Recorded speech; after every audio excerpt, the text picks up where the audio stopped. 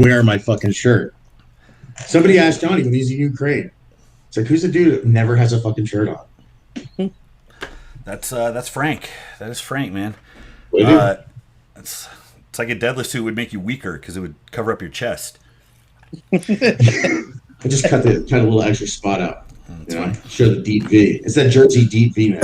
What's up, guys? It's Bromley. I'm here with Tyler Young and Frank Provenzano. We represent the triad, the semi-pros. We're in, baby.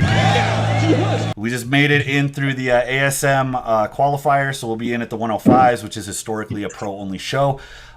Tyler, you used to compete in the 198s, right? I did for a long time, actually. So, and I as low as 175. 175. So Tyler's like what I wish every like skinny lightweight I talked to would do. Like, you filled out his frame and now he's strong as fuck. And then Frank, I think I met you at OSG first a couple of years ago. But Frank's a monster. Frank's a monster deadlifter. He's in. So we're going to talk about some training stuff today. We're going to go over a little bit of strongman experience, coaching experience.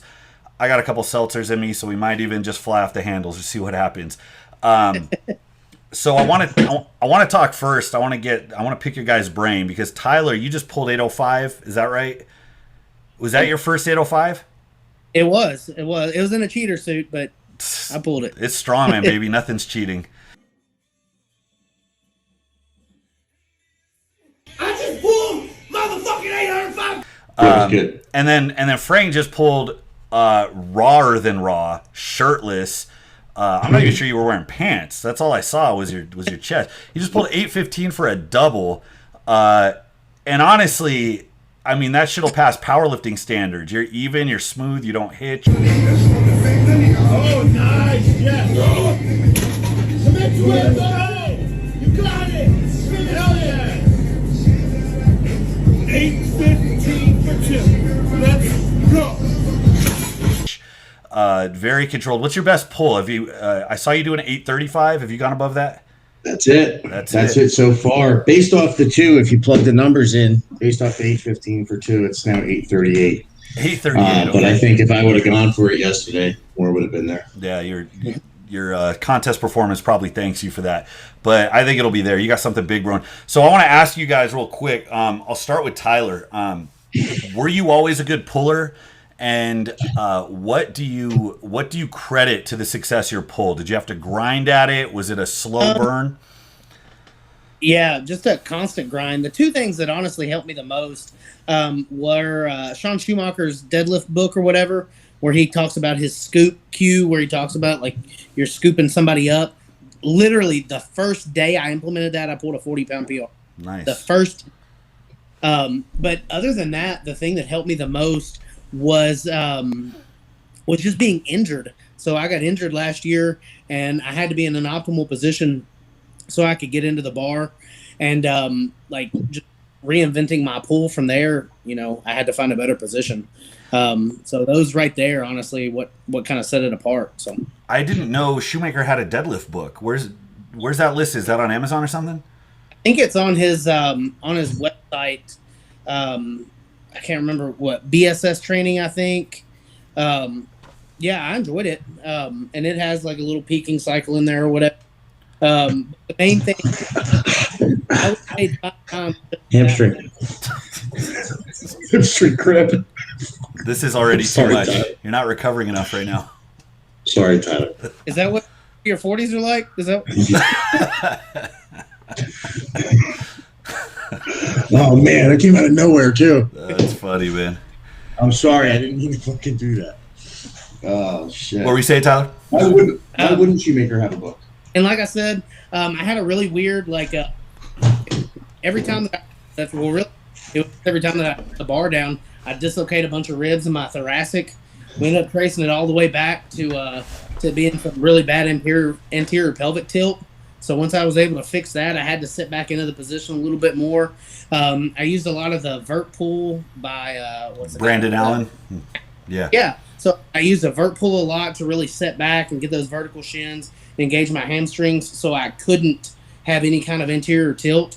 And I deadlifted 705, the first 700-pound pull I had. I believe it was last February. So we're talking like 115, 17. That's massive, yeah. Yeah, and for for contrast, I pulled 655 like 2016, and it took me like 3 years or 4 years to get to 700.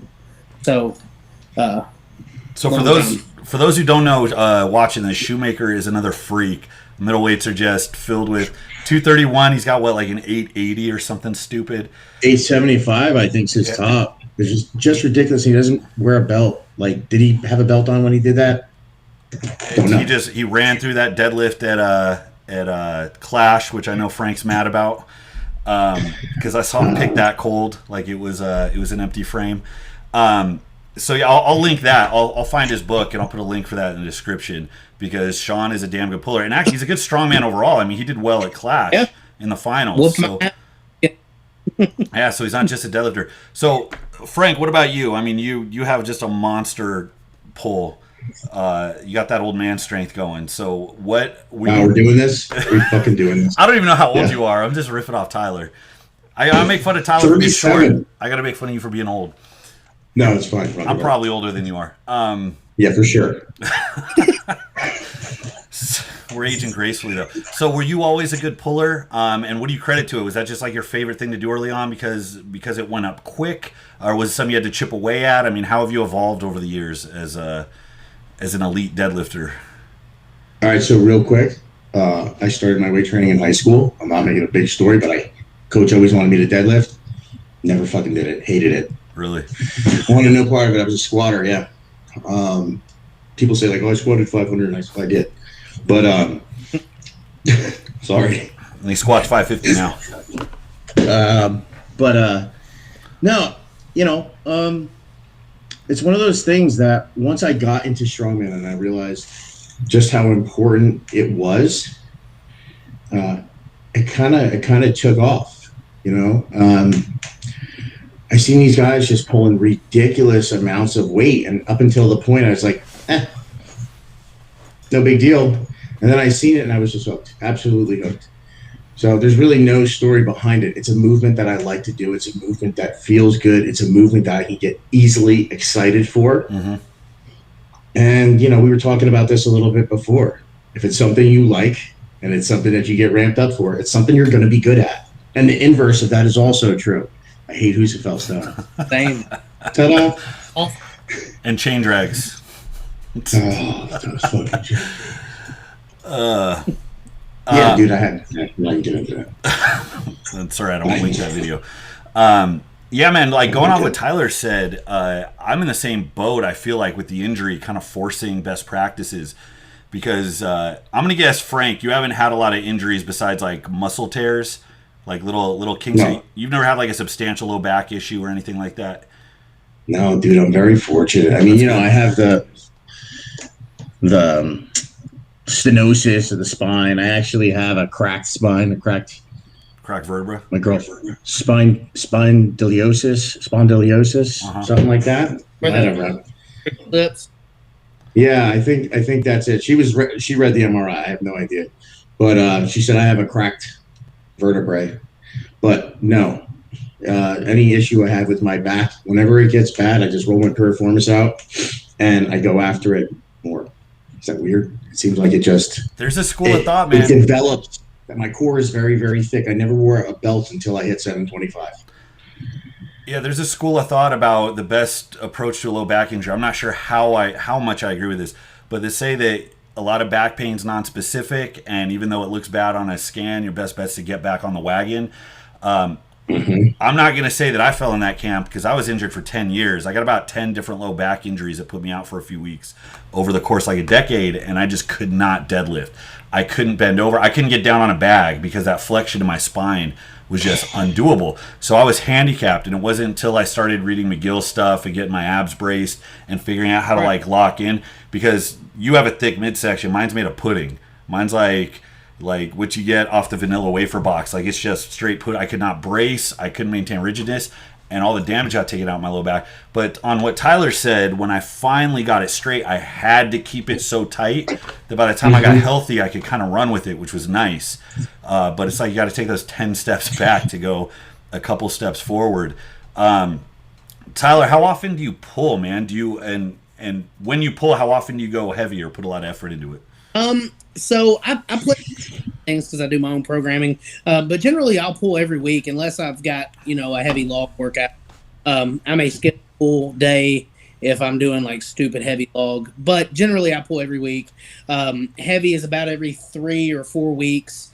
I take a different approach with deadlift and stuff like that. So like I might come out here and I'll be like, all right, triples is the goal today, so I'm going to work to a top triple. And like all of my deadlift work is centered around getting to what I think that top triple should be. But I always try to leave a little bit in the tank. Like I'm not going to off of like the most miserable looking triple you've ever seen, out here in the garage, and then that's my shit for the day. And then obviously like I pound accessories, like I do a ton of upper back stuff. So I don't have that thoracic problem in the future. You know what I mean? But just general stuff. So. What about you, Frank? You pull every week? We just finished a block where we were pulling every week. Yeah. Back when I was doing my own programming, I actually alternated squat and deadlift every other week. Kind of like the Lily Bridge. And I did kind of like, say what? Kind of like the Lily Bridge approach. I've never read his stuff. I heard it's fantastic, but I got to get into it. Gotcha. But kind of like what Tyler was saying, I would work up. 1 week I'd work up to a heavy triple. Next week would be a double for both. You know what I'm saying? And then just to see where I felt like I should be that day, a good heavy triple, always with some left in the tank, and then hammer the posterior accessories. And the next week would be the exact opposite. Yeah. For I'd do squat, and it would be the same thing. Variations of squat, of course. Yeah. Right? Yeah. I like the safety bar quite a bit, and I'm loving safety bar box squats with a band right now. Especially, we've been running, so the deadlift is cool. Obviously, pulling your dead is going to make you stronger in that. But I feel like since I started implementing, Terry started putting in safety bar, banded safety bar box squats. Mm-hmm. And we're just running it. We're doubling up bands, tripling up bands. And I feel it a lot more in my glutes, and I feel like it's making my deadlifts go through the roof. I'm telling you, I had a lot in the tank today. I noticed a direct correlation there. Anyway, we're going into a block now where the deadlift's going to be every other week. Okay. Leading up to ASM. Yeah, we were talking about that, about you dialing deads back a little bit, right? Working on some of the weak areas, the more specific stuff going into the show. Yeah, this show is it's kind of ugly. It's 6 events in one day, right? And Max Husafeld Stone, bag toss for max weight, fucking fingers, ugly ass bag medley, which I'm not a fan of. Log clean every rep, which is horrible. It's a rough show, but that's a lot of juggling. It is a very rough show. How are you handling that, Tyler? Juggling all that stuff? Do you do a single event day? You like to rotate it all in throughout the week? Typically I just do one event day, and then I have like a conditioning / GPP day. That's just getting out and moving. Right now though, still like with the ASM invitation just hitting like this week, Waco has still been the priority as far as working for that log record. I mean, I'm not doing the whole show or anything like that. So all roads have kind of pushed towards this log. And obviously I've been pulling heavy and stuff like that. We've got a local guy that I'm going to get out and get my hands on. He's got a fingal finger. So play around with that some. But other than that, it's just, getting hands on the events. So. That's, goddamn, the hardest thing for me is trying to train the specific events. You can't do anything except do fingers to get better at fingers, right? And do you have a finger, Frank? You got a finger out there somewhere? Got a couple. I train at Johnny's. We're loaded. Yeah, we got everything, dude. You got everything and everything. And if we don't have it, we get it. God damn it, yeah. I had to find a half piece of telephone pole. What's that? The Cerberus bag? I opened a 355 bag from Cerberus like yesterday. So, because I don't have the wingspan. I've never even put my hands on one before. So, we're going to see what that's about in the next couple days. Yeah. I might have to do the cotton pick, we call it, from when it's straight up and down, reach around it like Tyler does. You have to learn to do what Diefenbaugh does, where he carries it long ways and he leans and gets. I have no fucking idea how he does that. Well, he's 6'3". Drag the ground. I don't know. It's a big bag. Pretty sure I could fit in it. We'll see that in 6 weeks. We'll get drunk and test it out. Oh my goodness. Me and Tyler, man, with our wingspan, we're gonna be looking like monkeys trying to fuck a coconut, trying to get our arms around that thing. It's gross, but hey, we're gonna give it our all. Yeah. Staying on finish up the deadlift topic. Like, if you got to give one blanket piece of advice, something that you could tell a newbie, or something that you wish you knew starting out, like, where do you think people are fucking up? What do you think, like, the one piece of information that might be of value to somebody watching this? 2 things: stay out starting strongman, and 2, push, don't. That second one, hold on, was push, don't pull, right? Yeah, and like using your legs to initiate the drive to get the bar going. Okay. I like it. I think the first one is the most valuable. I think that first point you made, I'm gonna drink to that. I don't know what you guys are talking about over there. My deadlift is the best deadlift. All right, Frank, what's your pro tip? I like to push don't pull quite a bit, but I'm going to semi-pro. Yeah, I'm going to change my Facebook handle. That's 2 things also. Starting position, and I see it more often than not, even in guys who are big lifters. When you're pulling on a deadlift bar, you cannot jerk that motherfucker off the ground. The whip will take you for a ride. You have to pull the slack out. And I say this because I see guys that we compete against. I'm not going to name names. And that guys that compete at OSG trying to rip that bar off the ground, and you just watched it. They lose all their momentum. Yep, they lose all their momentum. And then finding your ideal starting position. Yeah, where your feet should be off the bar. Jump stance, right? I can take anybody off the street and teach them a deadlift. They might not know how to deadlift, but they know how to fucking jump. I use that exact same cue to set up new lifters for. Yeah, jump stance. And then, how do you help them find their starting position, Tyler?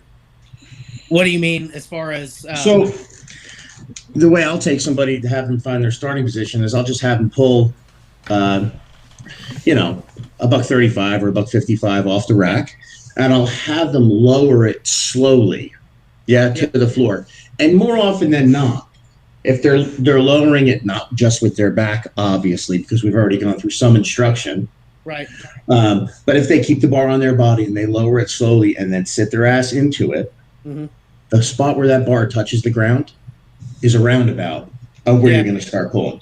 Honestly, if it's a new lifter, so I have them offset the bar. So if the bar like facing us, and then I have them step like they're going to jump as high as they can. Yep. And then, I put their hand on the bar, and I put hands on them, and I put their butt where I want them, and then I push their butt back towards the wall so that they feel that leverage when their shins get vertical and their shoulders get over the bar, because a lot of times people will settle for the most god-awful position because they're uncomfortable, leaned and hunched over. Yep. And then the rest of their movement is just fixing their shitty movement patterns to begin with. So I will force them and let them know how it feels. And then I just deconstruct it from the ground up. Okay, what are you doing with your feet? This is what you need to do. Okay, shins, knees, hips, push them back. I see a lot of people, they're like, oh, you mean put the butt down? I'm like, no, I said put the butt back, like a trebuchet. You got to move the left back. And so those are the biggest things. I put them in the position, and then I deconstruct it, and I try to make it make sense to them. That's the hardest thing. Yeah, getting them to conceptualize, right, what it is they should do, why it's that way, and then what it should feel like, and how they know when it's off. Man, your bar path should be here. This little triangle, try to get that small. You know what I mean? Yeah. Stay tight, bend the bar. All the cues. Obviously, you don't need to go through it. There's a million of them. And then you have to yell hips. You have to yell hips when they're at their knees. Hips is it repeatedly, like 4 times in a row, and then it clicks all at once. So many max deadlifts have been saved because somebody was yelling hips in the audience. Yo, this weekend was sick. Did you see when I don't know the guy who was going to pull, but he was who was behind him? I think Congdon posted the video, the clip of it. Was it the two guys? Novakov was behind him, slapping him on the back. The other was slapping him on the head. That's my favorite part about what we do. That's my Yeah. favorite part. If I pull 855 at ASM, I Mhm. genuinely want to see you pull 865. Yeah. Like, genuinely. Absolutely. You know what I mean? So The, cool. the intensity, right? It's true. Everybody wants everybody to gas each other up. You know, you'll be neck and neck with somebody for a title, and you're in their ear trying to coach them through, that event or whatever. It is a cool dynamic at this level. And that actually, so we might as well go into the next thing I wanted to talk about, because I wanted to bring up at some point just some kind of general non-training specific stuff, because you guys are competitors. You stuck around long enough to get good, which says a lot about your mindset and the way you internalize everything we do. And there's a weird dynamic in the sport because the whole thing's propped up from the bottom, right? It's an immense amount of amateurs, and then you got this little pin at the top where it's like the few people that get good. And I routinely call it a consumer sport because it's very much you pay to get the gear, you pay to travel, you pay to get the entry fee so you can have that athlete experience. How is it hit you guys since you've been in here? Like Frank talked about the competition, the competitive camaraderie that exists at the top end. What's your sense of like the amateur levels and novice levels that you see with the people who compete, the people who coach? Do you have any like specific take on any of that?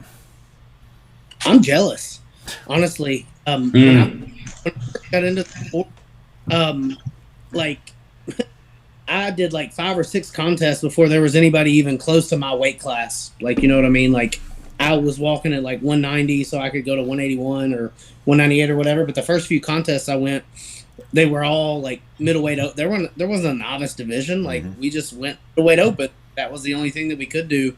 Now, obviously, like by getting my ass whooped like a lot, but I'm super jealous. I just took a group of guys over here to Derek Stone's show down here in Kentucky, and the lightweight novice division had like 19 guys in it. Like some like small Kentucky show. Well, small. There was over 100 people there, but I mean, he got to compete against 19 other people. You know what I mean? That's where you really see where you stack up. Like in the actual sport of strongman, because everybody does overhead, everybody does deadlift, but I don't know what kind of like how good I am at yoke or how good I am at farmers or something like that. So I feel like, I mean, just like with kids playing like AAU ball and stuff like that when they're young, like I think the gap is going to continue to get bigger because these novices are getting so much exposure early on to different people. That's true. And larger talent pools. I think that the next 5 or 6 years the sport's going to look a lot of different. I think you're right. Since I've been in it, and I've been in it since 2006. That was my first contest. I know. I was calling Frank old. I've been in it. I was there for DeMarinis' first day. It's East-West. And I had already been at it for a year or two at that point. Then I left East-West, and then DeMarinis got a bunch of ASM titles. So that's how that went. But when I started out, because I've seen nothing but growth since then, right? It's like the records are stupid. It used to be if you had a 650 pull as a middleweight, people were like, give that guy a pro card. I'm really close with the Rhodes. Donnie and Kristen were at my wedding because they're local. They live out here. And I remember it was like 07, 08. Kristen Rhodes would compete heads up with the guys because there just wasn't a women's division. It just didn't exist. Yeah. So she went and mopped up a bunch of guys, And now it's so much bigger, so much fleshed out. These guys, you're right. There's more resources. You don't have to buy your shit. I mean, we had Pitbull back then. I don't know if he's still doing it, but you had to message a guy through MySpace. That was the only way to get a hold of him. Rogue didn't do anything. Cerberus didn't exist. So everybody gets the equipment. They have the resources. They have the videos. And it's giving people this head start, and they're just going crazy. It's nuts. Yeah. What about you, Frank? What's your take on the state of the sport? What do you see with the amateurs and the novices and the way things are structured? Anything you want to add to that? Yeah. Not too much. I just feel like with the amount of exposure we're starting to get, the already rising expectations, everything gets heavier every year. I don't know how much longer, a 231 guy can continue to progress. But with more people, you're going to get with a wider sampling, you're going to get more freaks. That's true. And I think the expectations are only going to be higher. You know what I mean? Now, but I can't beat what Tyler said. No. Can't argue with what he said. That's true, man. It really is building up to really pull a lot of people out of the woodwork, and I think we're gonna, especially God, the women's numbers have gotten stupid. Yeah, it's insane. Stupid. I don't know how I feel about all that. To be honest with you. Oh, is that right? No, listen, I dig it.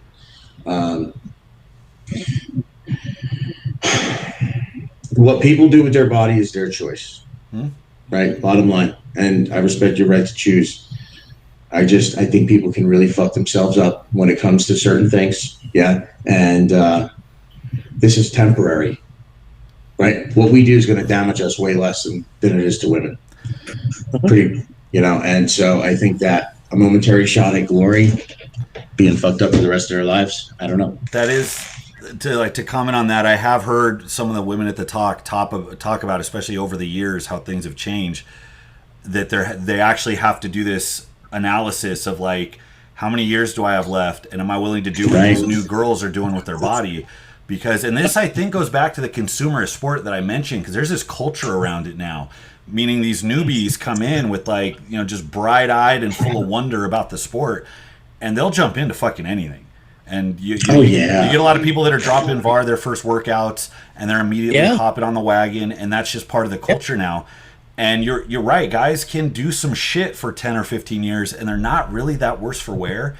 But there's a trade-off that doesn't get talked a lot about, and under the threat of not being inclusive enough, or of shaming somebody or whatever, which we don't want to do at all. There's a real risk conversation to be had, and all the women I know that compete have had that conversation at some point, because it is very different for them. Of course.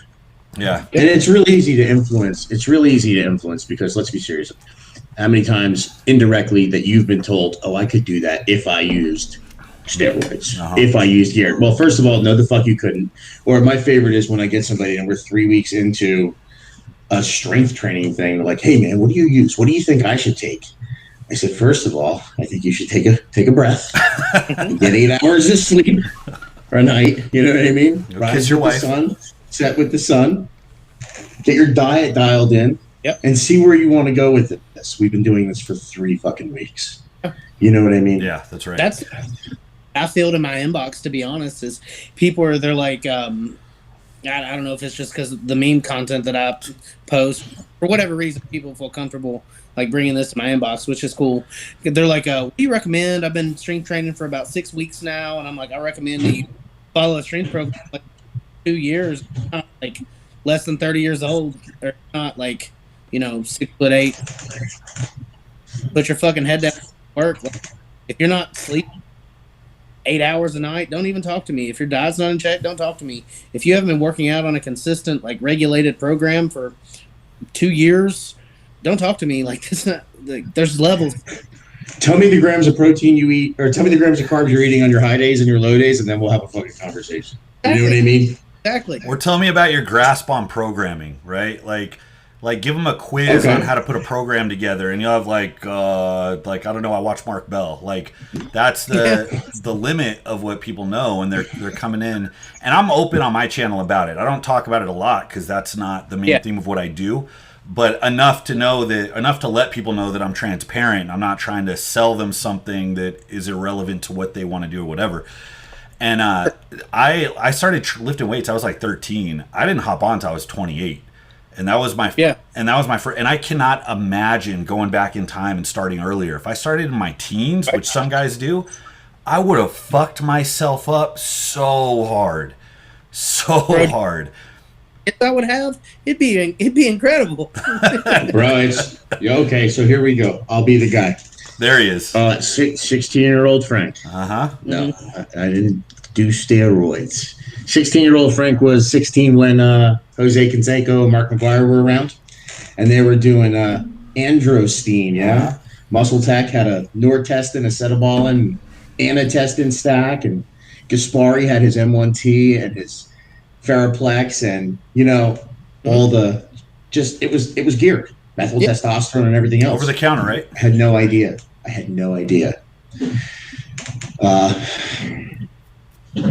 So in the effort of transparency, in the vein of transparency, I've been doing fucking steroids since I was 16.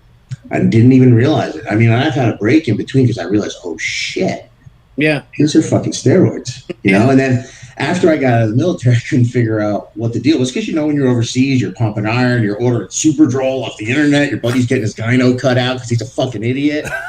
And tell me I'm wrong. Oh, shit. And, you know, I came back and I was like, man, just a fucking bout of depression. I had no idea why. I had no understanding of anything. And then eventually it's like, you know, when I decided I'm lifting again, I feel pretty good, you know, maybe I'll do this. 3 weeks after my first shot of testosterone, oh my God, I really did fuck myself up because I was starting to learn, you know what I mean? I realized all the negative effects it can have down the road. So more recently, I've really dialed everything back and just bare minimum. So I've been accused since I was like 15, because I was that kid in high school that like benched 300 when I was 15 and like had the squat numbers and stuff like that. But I went and got bloods ran. Like one of my buddies works at this place here in Kentucky, and they do like male hormone replacement, whatever. So he was like, you should come and get ran and get them checked out. And I think that he just didn't believe that I was natty, to be honest. So I went and got my bloods ran. He was like, wow, your numbers are like really low, dude. And I was like, yeah, I've been feeling pretty tired. I don't sleep very well, blah, blah, blah, blah, blah. And he was like, well, they're low enough that we can write you a prescription. He was like, with what you do, like, you could really benefit from this. And I was like, done. And, man, night and day difference, like, completely changed my life for the better. Like, businesses have taken, like, I've opened 2 businesses since then. Work output has increased. Obviously, the numbers have gone up. Like, how long did I live with, you know, my numbers in the fucking shitter before I realized? And I didn't experiment with anything other than creatine back in the day. You know what I'm like? I just lifted. So I'm very fortunate that I waited as long as I did. And I still adopt that less is more mentality. Like, I don't run a whole lot of anything.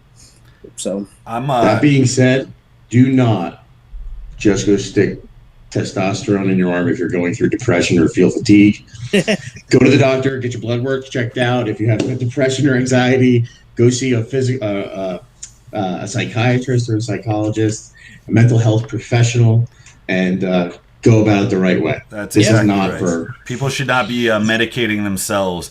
And if you start fucking with your hormones as a way of self-medicating, when you hit that low, it's not a fun ride, not at all. Yeah, you need a safety net.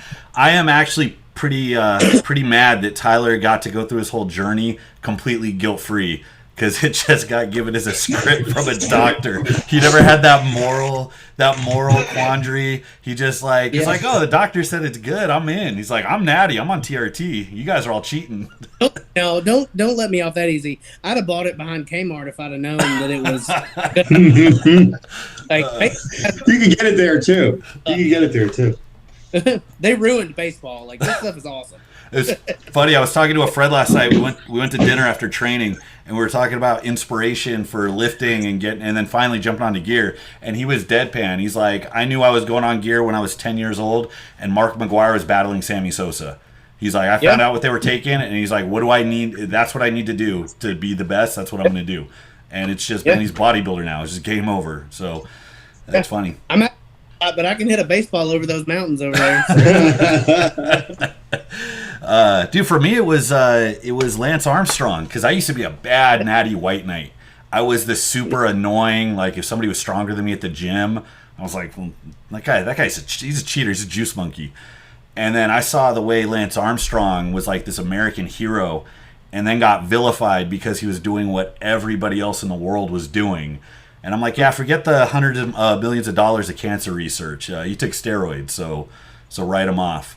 And then that changed the way I started thinking about it. But anyways, like what Frank said, man, it's a trade-off. Don't medicate yourself. Have the conversation. Have some experience. Hire a coach. The longer you wait, the better. Hire a coach, somebody who knows what they're doing. I think everybody agrees that the longer you wait, the more developed you are, the more you get out of it, the more useful it is. Without a shadow of a doubt. All right, let's take it back to because we got onto this topic talking about the novices, so in the culture of strongman as it is. So that was kind of a good segue, because we're talking about what happens when you have this consumerist Yep. So there's this quality that I see because I keep calling it consumerist because there's a very customer is always right mentality. And as a coach, Tyler, you probably experience this where somebody hires you to coach them because you're strong as fuck. You've been around, but they want you to coach them the way they want to be coached. Mm-hmm. You get that? Where it's like, I'm Yep. paying you, so you need to repeat back to me what I want to hear. And I see a ton of that. Honestly, I've only had a couple. I don't know if it's just like my presentation or how I go about things, but there's only been a couple Yeah. that have been like that. I catch them really early on. I'm like, hey, if this is going to work, if this is going to be an equitable relationship, this is the way this has to happen. And one finally got with the program, and then the other one moved on with his life, which is fine for me too. Because at this point, I just want people that are going to want to be here. You know what I mean? Like, if you're not willing to meet me some kind of halfway as far as this athlete coaching relationship, like I literally just posted a YouTube video about that today. Like, if you're not willing to meet me in the middle, then I'll find somebody who is. You know what I mean? I'd rather learn, or I'd rather teach, 10 hungry novices than one, know-it-all pro that doesn't have anything for them. Yeah. So that's true. Yeah. with it. That's true. Yeah. I gave up on not gave up, I'll probably come back to it. But that's something I want to ask you about because I stopped doing remote coaching because I found a real hard time hitting that sweet spot. And actually, I don't know how the hell Terry does it because he coaches literally everybody. Every time I'm on Instagram, coached by, Terry Rady, I had a hard time striking that balance of personalized, giving attention, building something from the ground up that's for you with not just spending all the hours in the day doing it. Getting disillusioned because so many people you can't communicate with or don't do what they're supposed to do or you have to check whatever, and it just became kind of unsatisfying because it's either you do it right and it takes forever and you can only do it with like 5 people, or you kind of water it down and you can get more people but it's a shittier product. How do you approach that, Tyler, with the people you run online? Well, this number is going to blow your mind. So as of this morning, I was at 62. So That's I have a lot of fucking people. So when I first got started, it was just as a way I wanted my sport to be able to fund my sport. So that's kind of why it started. So a lot of my clients that came in early on, they came in at a very low price point. And all of my clients, like from start to finish, know like I'm as involved or as uninvolved as you want me to be. Mm-hmm. So it's like a bell curve, right? So on one end, I have probably 15 people that are almost completely self-sufficient. Like they just want to work out to go in and they know that they've got me if they want to ask me a question or if they want to send me a video. It's not intensive at all. On the other side of the bell curve, there's like 5 or 10 people that like ask me 15 questions a day and they send me like every video of every set of every rep, main movements and accessory movements. And I'm like, did you just send me a video of lat pull downs, bro? Like, and I watch them if they send them, but they might just get a little thumbs up on the like video and I'll just keep it moving. Like, so usually for the first 4 or 5 weeks, I ask for specific videos, specific angles, top sets, main accessory movements. And then after that, it's just what you want me to look at. And I put that in big letters at the bottom. Send me what you want me to look at if there's anything. And usually that's where everybody else falls. They'll send me, a few videos a week, ask questions, blah, blah, blah. I'm still in a relatively low price point, especially considering where the market is right now. But I haven't really had anybody like complain about, they know that my phone, like typically I don't respond to any messages after 8 p.m. because, I'm telling, nighttime stories and getting ready for bedtime with little man and stuff like that. But I'm always, by the end of the day, like they'll have them an answer. Programming always pushes by lunchtime on Sunday, and they know any questions that they have need to be asked in the first day or two. So I have time to get to them. I don't want to be a dick and like ignore them and like teach them a lesson or whatever. But the programs are done. Go check it. If you have any questions, if you haven't seen something before, let me know so I can send you a video of it. Or if something doesn't make sense, let me explain it to you. You know what I mean? That way I'm not setting anybody up for failure. Would you say coaching takes up a big chunk of your day throughout the week, or do you have it pretty consolidated to a few days out of the week? Typically, I try to do about half of it on Thursdays at work. So, like, I have a really, unique schedule at work. So people pretty well leave me alone, like, the last day of the week. And so I just, like, sit in there and do as much as I can. And then the rest gets trickled in throughout the weekend. But I kind of have it prioritized based on tabs. So my athletes with like big contests coming up. So your Isleys and your Nick O'Hare and people like that, like they're, the priority. I need to make sure that they have something. And then like as the tabs progress, like some people work out later in the week so they can be on a later tab, and some people are just with me for combat conditioning, because a lot of my early clients were just people that were at my Marine Corps unit and they just wanted to be more effective killers. So or I had a lot of cops, and so they kind of fall to that last day, but typically everything's always done by the end of the weekend. That's cool. Yeah, it sounds like you got a handle on that. That's a ton of people, man. I started to go crazy. I can't even imagine. I started to go crazy with 10. I was like, I can't do this. I think I topped out at 20. Really? I think I topped out at 20.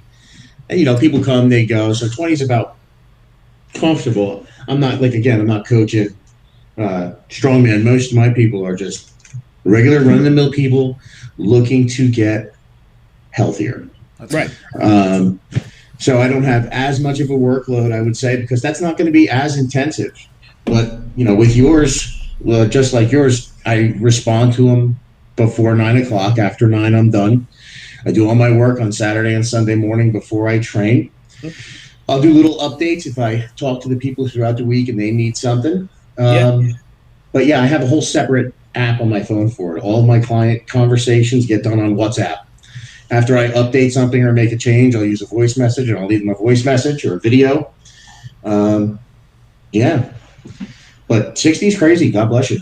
Yeah. Well, and it's been a process. Like there for a while, like I had 25 and I was like, oh my God, I'm about to, smash my head against the wall. And then, it bumped to 30 and then 35. And then eventually I was like, if I prioritize my time better, because, Thursdays, a lot of times at work, I'll just go in and watch Netflix or YouTube anyway.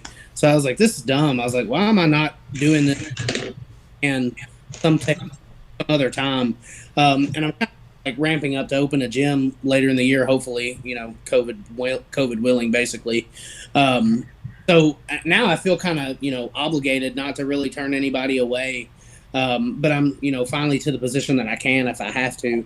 So I'm trying to, take as many as I can. That way, if I do end up having to leave my career, then, I'm pretty well established. I haven't taken out a loan for buying all the equipment that I'm going to need for it and stuff like that. Just money. So that's fantastic. That's exciting. Yeah. Yeah. Very exciting. I'd like to become a trainer. I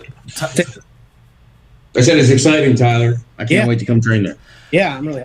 Because you're a counselor, Tyler? Is that right? I'm a clinician for the state. I'm not going to say the facility, so I don't get in trouble on here talking about stuff. No, that's cool. So I work with kids that are in the Department of Juvenile Justice custody. So they come to us for, we've got a kid there for manslaughter right now, a couple robbers, burglars, typical kids right now, from Louisville and stuff like that. But I've worked in this field for about 10 years now. That's a long time. Yeah, my wife is a social worker. So it's funny the personality types is that it's like talking to you. It's like you have this very warm disposition and you're generally very likable, but you're also this figure. So I think about you working with kids at risk, and that's I'm sure you're an asset. What's that? Yeah. Shit all day. Like I talk a lot of shit. Oh, is that right? I think you have to be uniquely suited for that position. I would think that you would be outstanding at it because yes, of the warm disposition, but also your background in the military. Just be like, they give it to you and you just give it right back. Yeah. Well, no fucks given. They know that I'm transparent. Like I'm not going to be disrespectful to them. I'm not going to finesse them out of anything. Is there term now? Like I'm going to be honest because I don't have any reason not to be. Like even if I give you bad news, you're not going to whoop me. So it doesn't matter. Like I might as well just be honest with you. So they really respect that. And this is, this bravado is kind of how they were raised. So it's what they respond to. Right. That's cool, man. But is your goal to move out of that to make this your full-time gig? I don't know. It changes kind of hour to hour. You know what I mean? Yeah. As far as and that sounds great. But as far as a little better, just kind of taking it as it comes, man. Oh, that's cool. But hey, it sounds like you got a good safety net, man. It took me a long time to get to the point where I could step away. So I do this full time, but Yeah, it's shaky. Like you said, hour to hour. I'm like, maybe I should go get that busing job back, just as a safety net. Every now and then. For transit, nice. All right, let's go to let's do this. Let's do ASM predictions. How about that? We're so let's go Are we down the going run. events, or are we going events, or are we going Everything. Everything. Let's do all of it. Because all right, so three of us, so that's the show right there. But Yeah. probably, well, we said probably Camby, who won Clash. Probably Tommy, who took third at Clash. Tommy's coming. Yeah, he's going to compete. Tommy is okay. Good. Well, we're looking at what? Probably Diefenbaugh, probably Johnny. Always. Definitely Johnny.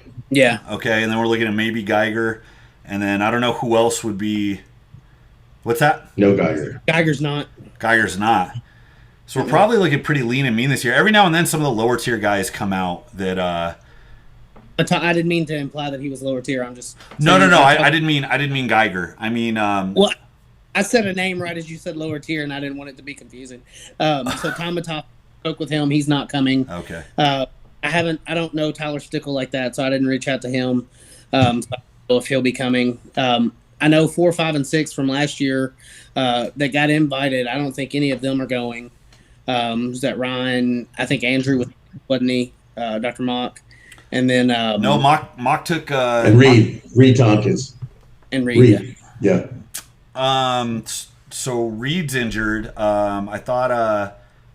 Or he's coming back from injury. Mock took 7th. They only. Matt McQuiston. McQuiston Yeah, isn't coming. Okay. Yeah, I spoke to him. He's doing nationals. Is Saxton coming? Nope, it's just us. Why would you want to do nationals instead of ASM? That's kind of interesting. I think it was the time thing, because I think originally he was obviously we were doing that Whoosh show, so that was going to be like September 16th or whatever. So he didn't want to plan, 2 big shows 8 days from each other. So I think that he just called his shot for nationals, and then when they did cancel Whoosh, he didn't want to be like, oh well, yeah. I don't want to put words in his mouth. That's what I think happened. Okay. Okay, fair enough. He was at ASM, he doesn't. He's a pretty good athlete. Yeah, he did well at nationals. I was surprised. He looks like he's gotten considerably better, and he's probably a shoe-in for a pro card, given the events this year. Yeah. All right, so assuming there's 5 of us, 6 of us, you guys think Cammy's gonna run away with it? You gonna give him a little friction? Play with it just because that we at the table. I think we're gonna upset the point. I mean, Yeah. Yep. our log. Your log is impressive. Super impressive. We're gonna, especially with a 315 log, clean and press every rep. I think that we're gonna hurt some feelings there, especially with some of the vets that have been there. Mm-hmm. Tommy and Camby may still beat us for reps, but that's still points in the grand scheme of things. I don't think Frank and I are going to take really any points in the Hoosfell Stone, but we're going to surprise some people in the sandbag toss. I feel like, Yeah. Sorry, I got attacked over here. Whoa. Yeah, I think it's going to be pretty competitive this year. So, I guess we'll see. No, I actually have Tommy coming out on top here, just because and Alex and I were talking about it before. This is, Strongman is generally posterior dominant, but with this especially, clean and rep every press, the fingers, everything is coming from the basement, and them guys with a motor are going to do well in the bags, and they're going to do well in that stone. So goddamn fast. He's so fast. He's so fast, And he's got them long legs, and he knows how to use them. And if he can put his bags together, his toss together, I have no doubt he can take that too. And he's unassuming, because you look at him and you're like, well, that's a fast guy. That's not a static guy. And it's like, no, he's pretty damn strong. His overhead's real good. He doesn't really have many things that you could call weaknesses. Deadlift maybe, but I mean a weakness compared to the 800-pound pullers. Like I'm a weak deadlifter compared to you guys. What's that? We talking about Tommy? Yeah. Mm-hmm. I think he's pulled 7.25 or something like that. Okay. So I mean, up there, not a pull to sleep on for sure. Especially it being like the 5th event or something crazy like that. So we'll see how tax 4th event. 4th, yeah, I think it's the 4th.